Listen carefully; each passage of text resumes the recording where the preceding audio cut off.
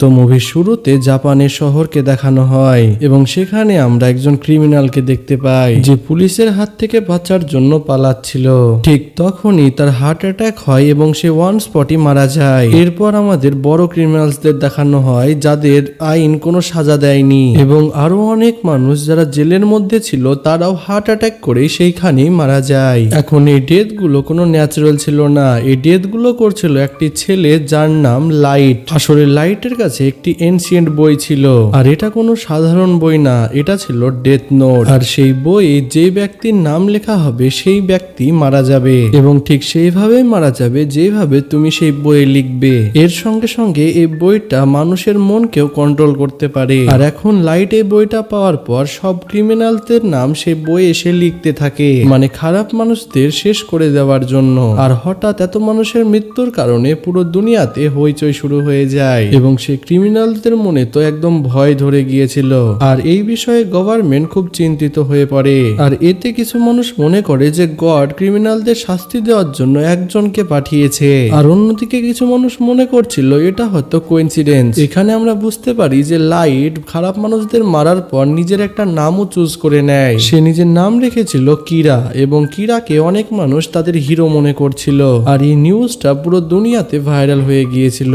কিছুক্ষণ পর টিভিতে কিরা একটি ক্রিমিনালকে দেখতে পায় যে কিছু মানুষকে প্রিজনার্স বানিয়ে নিয়েছিল। এরপর লাইট সেই ক্রিমিনালের নাম তার ডেথ নোটে লিখে দেয় এবং সেই ক্রিমিনালটির অন স্পটই ডেথ হয়ে যায়। কিরা মানে লাইট এখন একজন স্টুডেন্ট, যে একজন ল স্টুডেন্ট। এবং কিরার একজন বান্ধবীকে আমরা দেখতে পাই মিশা, যার সঙ্গে কিরার ভালোই সম্পর্ক ছিল। কলেজে লাইট মিশাকে তার ব্যাপারে একটা কথা বলে যে সে এক রাতে একটা বারে যায় যেখানে অনেক ক্রিমিনালস ছিল এবং কিরা সেখানে শুনতে পায় যে কিছু ক্রিমিনালস ক্রাইম করার পরও তারা খুব খুশি ছিল কারণ তারা কোনো শাস্তি পায়নি এবং তারা কিরার কাছে এসে তার সঙ্গে মিসবিহেভ করে, কিন্তু কিরা তাদের কিছুই বলতে পারে না। তখন কিরা পাব থেকে বাইরে বেরিয়ে আসে এবং তার লয়ের বইটি ফেলে দেয়, এটা ভাবতে ভাবতে যে এই বইটা একদমই বেকার, তার কোনো কাজের না, কারণ এই বইটি থাকা সত্ত্বেও সে কারোর সঙ্গে ন্যায় বিচার করতে পারেনি। এবং কিরা তার সামনে একটা ডেথ নোট পড়ে থাকতে দেখে। আর এখানে একটি আশ্চর্য ব্যাপার ছিল যে বইয়ের কাছে ছাড়া চারিদিকে বৃষ্টি হচ্ছিল কিন্তু বইয়ের ওপরে বৃষ্টি পড়ছিল না।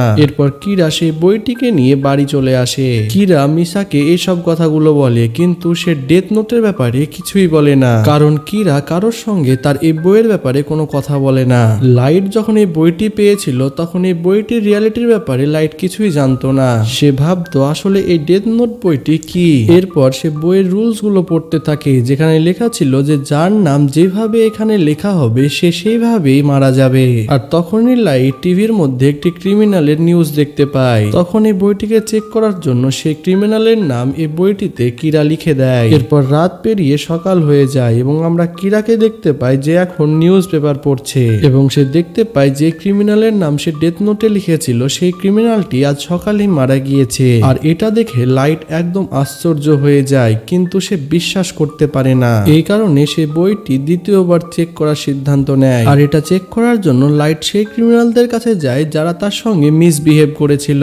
আর তখন লাইট তার নাম এবং তার মরে যাওয়ার ধরনটি সে ডেথ নোটে লিখে দেয়। লাইট তার জন্য মৃত্যুর কারণ লিখেছিল হার্ট অ্যাটাক। আর দেখতে দেখতে কিছুক্ষণের মধ্যে তার হার্ট অ্যাটাক করে মৃত্যু হয়ে যায়। আর এটা দেখে লাইট আরো বেশি আশ্চর্য হয়ে যায়। আর যেহেতু লাইট সব তার নিজের চোখ দিয়ে দেখে তাই সে এই বইটির ওপরে বিশ্বাস করে নেয়। লাইট যখন বাড়িতে ফিরে আসে তখন ফার্স্ট টাইম লাইট এই বুকের গার্ডিয়ানের সঙ্গে দেখা করে।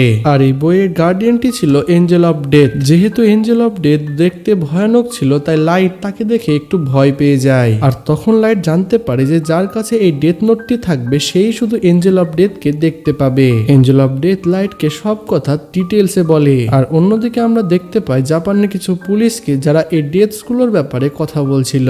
আর পুলিশরাও সব এটাই ভাবছিল যে যারা মারা গিয়েছে তারা সবই ক্রিমিনাল ছিল এবং পুলিশরা ভাবে যে আসলে এই কিরা কি চায় আর সত্যি সে কি এক্সিস্ট করে। আর সে কোনো হিরো না, সে একজন ক্রিমিনাল, কেননা যা কিছু হচ্ছিল সেগুলো তো একটা ক্রাইম, তাই না? এরপর আমরা লাইটের বাবাকে দেখতে পাই যে একজন ডিটেকটিভ এবং এই কেসটা সেই হ্যান্ডেল করছিল। তার শুধু একটাই লক্ষ্য ছিল যে কিরার কাছে কিভাবে পৌঁছানো যায়, কেননা কিরা যাকে তাকে যখন তখন মেরে দিচ্ছিল আর এটা হতে দেওয়া যাবে না, কেননা এমন করতে করতে তো সে সবাইকে মেরে দেবে। এরপর লাইটের বাবা তার সিনিয়রকে বলে এই কেসটি খুবই কমপ্লিকেটেড আর এই কারণে কেসকে স্টাডি করার জন্য একটি ইন্টেলিজেন্ট ডিটেকটিভ আমাদের হেল্প করবে।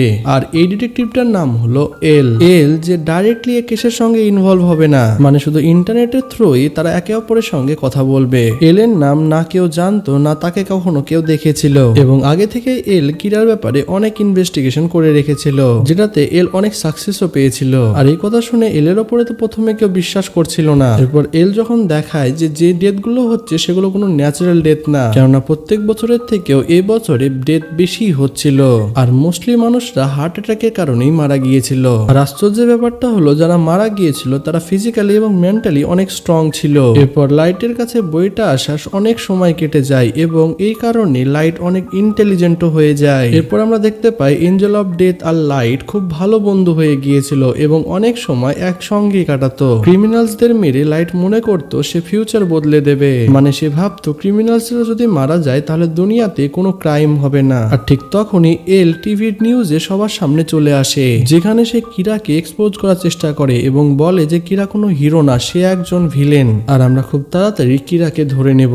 আর এই কথাগুলো কিরার খুব খারাপ লাগে, এবং সে এলকে রাস্তা থেকে সরাতে চায়, এবং সে সবাইকে বলতে চায় যে কিরার সঙ্গে পাঙ্গা নেওয়া কারোর পক্ষে সম্ভব নয়। আর ঠিক তখনই সে টিভির মধ্যে থাকা এলের নাম সে ডেথ নোটে লিখে দেয়। এরপর কিছু সেকেন্ডের মধ্যে সে হার্ট অ্যাটাক করে সে টিভির মধ্যে মারা যায়। সবাই এটা দেখে আশ্চর্য হয়ে যায়, কিন্তু এল এটাতে খুবই খুশি পায়। কিন্তু লাইট এটা দেখে আশ্চর্য হয়ে যায় যে সে যে এলকে মারার চেষ্টা করেছিল সে আসলে অন্য কেউ। আর ঠিক তখন আমরা দেখতে পাই যে আসল এল সবার সামনে আসে না, কিন্তু টিভিতে তার ভয়েস চলে, যেখানে সে বলছিল যে কিরা আমি আসল এল। আর এই নিউজটা শুধু জাপানে টেলিকাস্ট করা হয়েছিল।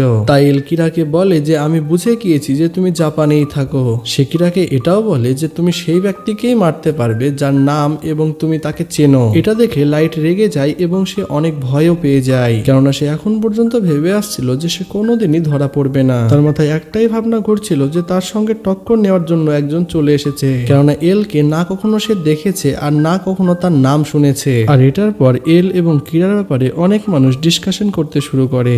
এল বলছিল যে আমি জাস্টিস এবং কিরা একজন ক্রিমিনাল যাকে আমি শাস্তি দেব। এঞ্জেল অফ ডেথ তো এই বিষয়ে লাইটের কোনো হেল্প করতে পারতো না। হ্যাঁ, এটা ঠিক যে এঞ্জেল অফ ডেথকে বইয়ের মালিক দেখতে পায়, কিন্তু সে কারোর হেল্প করতে পারে না। এরপর আমরা দেখতে পাই পুলিশগুলো আশ্চর্য হওয়া মৃত্যুগুলো সব রিপোর্টগুলো বের করে। এতে তারা বুঝতে পারে যে স্কুল এবং কলেজ ছুটি হওয়ার পরই এই ডেথগুলো হয়েছিল। এতে তারা বুঝে যায় যে কিরা একজন স্কুলের স্টুডেন্ট। এরপর সবার সন্দেহ লাইটের উপরে যায়, কেননা তার বাবা একজন ডিটেকটিভ ছিল, আর এর সঙ্গে সে কিরার উপরে ইনভেস্টিগেশন করছিল। আর যেহেতু কিরা তার বাবার ডেটা অ্যাক্সেস করতে পারত, তাই সে সন্দেহের মধ্যে চলে আসে, এবং তারা বুঝে যায় যে স্কুল এবং কলেজের ছুটির পর কিরা বাড়িতে বসে মানুষদের মারে। আর এই কারণে লাইট এখন স্কুলের সময়ও মানুষদের মারতে শুরু করে।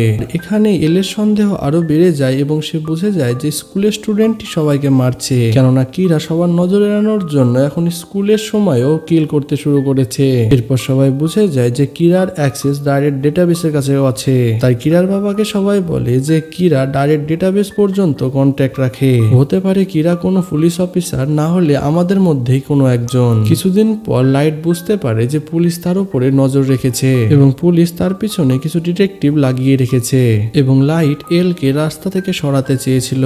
আর ঠিক তখন এঞ্জেল অফ ডেথ লাইটকে বলে যে আমি সবকিছু জানি, কোন মানুষের নাম কি সেটাও জানি, এবং সে কখন মরবে সেটাও জানি। এখন লাইট এঞ্জেল অফ ডেথের কাছে সে এল এর আসল নামটি জানতে চায়, যেটার বদলে এঞ্জেল অফ ডেথ লাইটের জীবনটা চেয়ে নেয়। আর এরপর লাইট সরাসরি এঞ্জেল অফ ডেথকে না বলে দেয়। এরপর লাইটের পেছনে লেগে থাকা এলকে সরানোর জন্য লাইট একটা প্ল্যান করে, এবং পরদিন সে এবং মিশা একটি বাসে উঠে পড়ে, এবং তাদের ফলো করতে করতে সে এজেন্টটাও তাদের পিছনে উঠে পড়ে।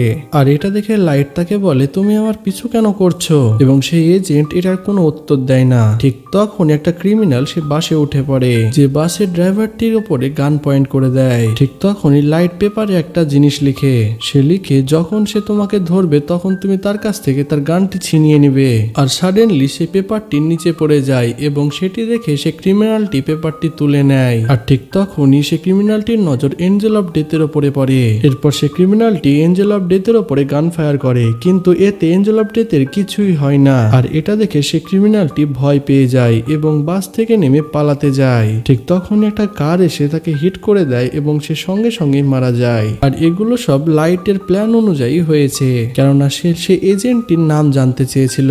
এরপর লাইট সেই এজেন্টটিকে বলে তুমি এখন আর আমার পিছু করো না। অন্যদিকে আমরা সেই এফবিআই এজেন্টকে দেখতে পাই যে তার স্ত্রীর সঙ্গে ছিল।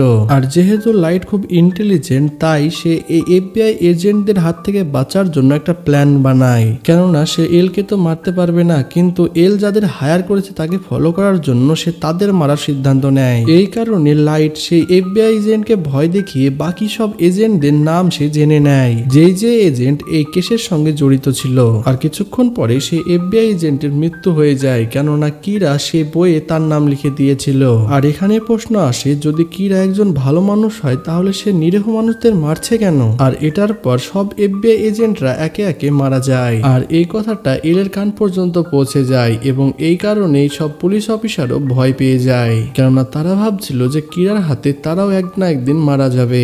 এই কারণে সব পুলিশ অফিসার এই কেসটাকে ছেড়ে পালিয়ে যায়। এবার পুলিশের হাতে কোনো অপশন না থাকায় তারা এলকে কল করে বলে যে তারা তার সঙ্গে দেখা করতে চায়। এরপর সব পুলিশ অফিসার এলের সঙ্গে দেখা করতে যায় এবং আমরা প্রথমবার এলকে দেখতে পাই। এবার এখানে এলকে একজন বাচ্চা ছেলের মতো দেখাচ্ছিল যে খুবই ইয়াং, যাকে দেখে কোনো দিক থেকে একজন এজেন্ট মনে হচ্ছে না। এবার অন্যদিকে সেই এফবিআই এজেন্টের ওয়াইফকে আমরা দেখতে পাই যে তার স্বামীর মৃত্যুর জন্য ইনভেস্টিগেশন করছে এবং সে মিশার সঙ্গেও দেখা করে এবং মিশা তাকে লাইটের সঙ্গে দেখা করিয়ে দেয়। আর সেই মেয়েটা লাইটকে প্রথমবার দেখেই চিনে ফেলে এবং সে লাইটকে বলে তুমি আমার কিচ্ছু করতে পারবে না, কেননা তুমি আমার নামই তো জানো না। এটা বলে সে এজেন্টের ওয়াইফ সেখান থেকে চলে যায়। আর এটা দেখে মিশা একটু আশ্চর্য হয়ে যায় আর এটা দেখে লাইটও একটু ভয় পেয়ে যায়, কেননা আস্তে আস্তে তার পরিচয় সবার সামনে চলে আসছে। ঠিক তখন আমরা এলকে দেখতে পাই যে লাইটের রুমে ক্যামেরা লাগিয়ে রেখেছে আর লাইটও এটা জেনে নিয়েছিল যে তার উপরে নজর রাখা হচ্ছে,